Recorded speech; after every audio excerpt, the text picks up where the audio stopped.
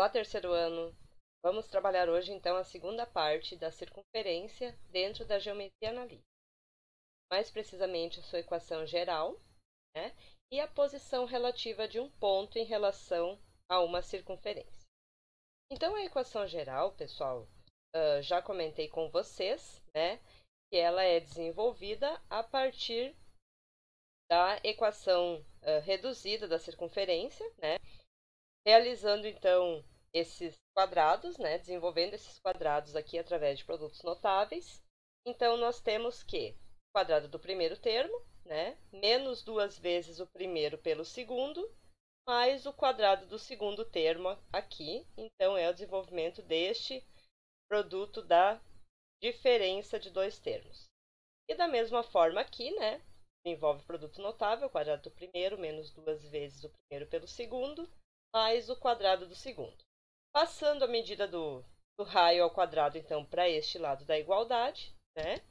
Nós temos esta equação aqui como equação geral da circunferência. Ela também é conhecida como equação normal, então, caso vocês se deparem com esta nomenclatura em algum exercício, vocês podem lembrar, então, que se refere à equação geral. Ok? Se ela for escrita, então, neste formato aqui, né, substituindo a ao quadrado, b ao quadrado menos r ao quadrado por c, que seria o termo independente, né, essa equação fica caracterizada, então, como uma equação incompleta do segundo grau com duas variáveis, né? Então, com as variáveis x e y. Então, esta equação aqui é uma equação incompleta, tá? Pois ela não possui este termo aqui, tá? Mas, de qualquer forma, ainda assim, é uma equação do segundo grau. Temos aqui alguns exemplos. Então, vamos obter a equação geral da circunferência de centros menos 13 e 1 e raio de medida 2. Pessoal, muito simples, então, né? Colocando essas informações aqui na equação reduzida, trocando apenas o sinal aqui das coordenadas do centro. Né? Então, menos 3 vai para a equação como mais 3, né? Lembrando que era x menos a, né? Então, menos com menos mais. E aqui, y menos 1, né? Também elevado ao quadrado, igual a raio ao quadrado, tá? Desenvolvendo o produto notável e passando a medida do raio, então, para este lado da igualdade. Juntando aqui, ó, os termos independentes, nós temos esta equação geral aqui dessa circunferência apresentada no exemplo. Ok? Dada a equação geral da circunferência, vamos determinar o centro e o raio de medida r. Pessoal, aqui nós vamos fazer o caminho inverso, então.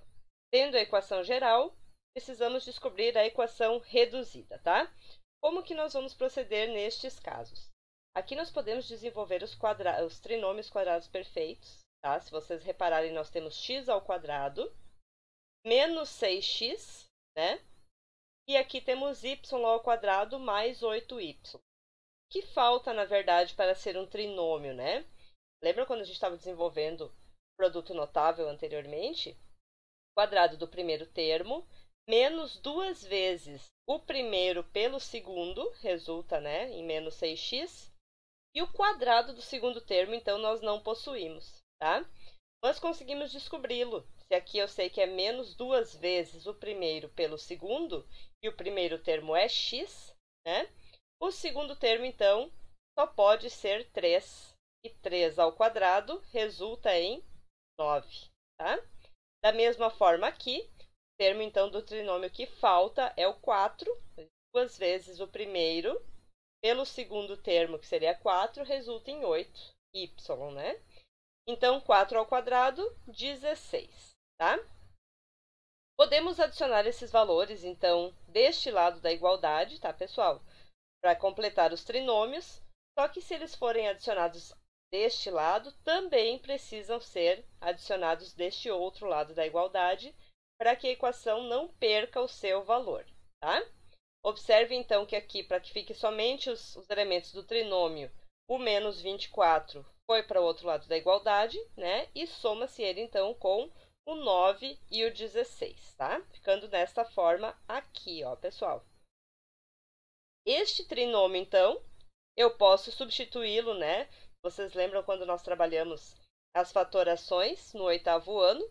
Então, aqui é como se eu extraísse as raízes, né, dos termos aqui das extremidades. Então, x ao quadrado, a raiz de x ao quadrado é x, raiz de 9 é 3, e sempre mantendo o sinal aqui, então, do elemento central, né? Menos, elevado ao quadrado. Desenvolvendo este produto notável, pessoal, nós obtemos isso aqui, tá? E da mesma forma aqui com o y, né? Então, fica y, agora aqui o sinal do termo central é mais, né? Raiz quadrada de 16 é 4, tá? E aqui do outro lado da igualdade, resolvendo essa operação, nós obtemos o valor do raio ao quadrado, que é 49. Então, se este valor está elevado ao quadrado, nós já concluímos que nossa circunferência tem raio 7, né? E aqui, ó, as coordenadas do centro são 3, né, positivo, aqui era negativo, né? Então, a coordenada A é o 3 e a coordenada B é o menos 4, tá? Então, obtemos o centro e o raio da circunferência, que está representada aqui no desenho, tá? Posições relativas agora, pessoal. Então, em relação entre um ponto e uma circunferência, tá? Nas próximas aulas nós veremos a posição relativa entre reta e circunferência e entre duas circunferências, tá? Então, este aqui é a primeira situação. Serve a ilustração a seguir. Aqui no centro do campo de futebol nós temos uma circunferência e 3 pontos aparecem aqui, tá? Observem que o ponto C está dentro da circunferência, o ponto B está sobre a circunferência e o ponto A está fora, né? Está externo à circunferência. Estas são as 3 situações de posições relativas entre ponto e circunferência, tá? Como nós vamos analisar isso? Sempre em função da distância destes pontos aqui em relação ao raio da circunferência, tá? Então, olha só. Caso a distância entre o centro e o ponto seja igual ao raio, neste caso aqui, ó, o ponto P, essa distância aqui é a mesma distância do raio da circunferência. Nessa situação, o ponto P pertence à circunferência, tá? Ele está sobre a circunferência. Caso essa distância, então, entre o centro e o ponto seja maior que o raio, o ponto P é exterior à circunferência, ele está do lado de fora da circunferência. Se a distância for menor que o raio, o ponto é interior à circunferência. Ok? Outro exemplo. Vamos determinar a posição de cada um dos pontos abaixo em relação à circunferência de equação x ao quadrado mais y menos 2 ao quadrado igual a 9.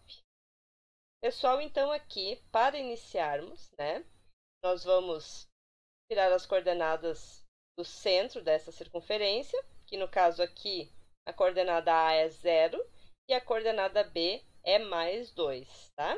E o raio é 3, né? Pois é 3 ao quadrado, nós temos 9. Tá? Agora nós vamos calcular as distâncias, então, entre os pontos e o centro da circunferência e comparar com a medida do raio, tá? Então, a distância entre o centro 0, 2 e o ponto P, que é 1 e 5, essa distância resulta em raiz de 10, tá? Raiz de 10, pessoal, é maior que 3, né? Pois raiz de 9 é igual a 13, então raiz de 10 é maior que 3. Essa distância, então, entre o centro e o ponto P. Logo, este ponto aqui é exterior à circunferência, ele está do lado de fora da circunferência. Na letra B, tá? A distância entre o ponto Q e o centro nos resulta em 2, né? 2 é menor do que 3, então este ponto Q é interior à circunferência, está na parte de dentro, na parte interna da circunferência. E o ponto R, né? Então, comparando aqui a distância com o centro e o ponto R, resulta em 3, que é a mesma medida do raio.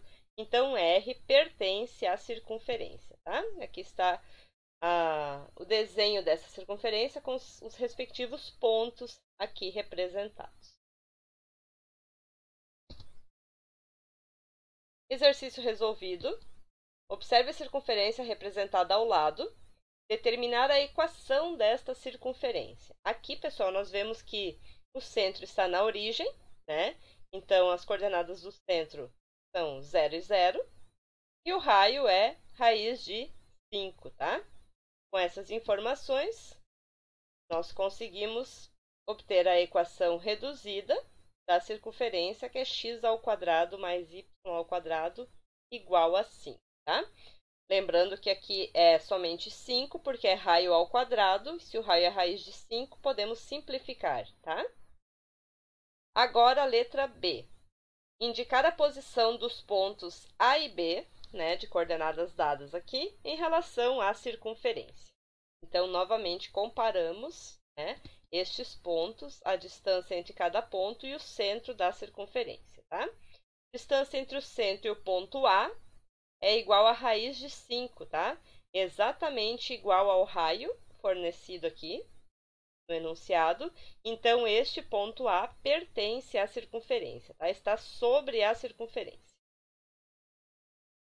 A distância entre o ponto B e o centro, né, é igual aqui a distância entre C e A é igual a raiz de 5. E entre C e B é igual a raiz de 8, né? Raiz de 8 é maior que raiz de 5, então este ponto é exterior à circunferência.